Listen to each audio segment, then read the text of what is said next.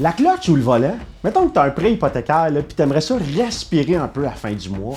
Écoute ça. Si t'es le genre de personne à faire tous tes paiements, mais mon Dieu que t'es stressé, parce que tu peux même pas te permettre d'être malade puis genre manquer 1 heure au travail parce que ton budget il est réglé au quart de tour. Tu sais, genre, faudrait même pas que t'échappes ta cloche parce que sinon, t'étouffes.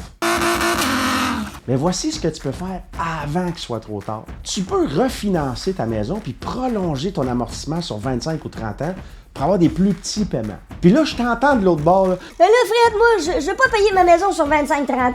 J'aurai 75 ans quand j'aurai fini de la payer si je fais ça. Je t'ai pas dit de payer ta maison à 25-30 ans. J'ai dit d'amortir ton prêt sur 25-30 ans pour avoir une plus petite obligation avec ta banque. C'est pas pareil, là. Parce que tu as le droit de donner ce qu'on appelle des acomptes en capital sur ton prêt pour payer ta maison plus rapidement, même si ton prêt il est sur 30 ans.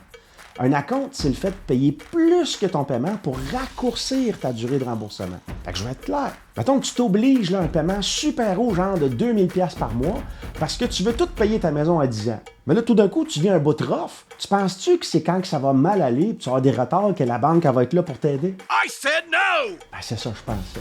Donc, tu peux prendre le plus petit paiement, par exemple, de 1250 par mois, en l'amortissant sur 30 ans, puis tu peux faire des acomptes en capital de 750 pour arriver au même 2000 par mois.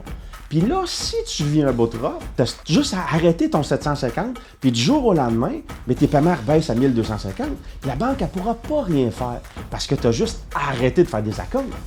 Tu veux-tu l'échapper ta cloche, puis étouffer?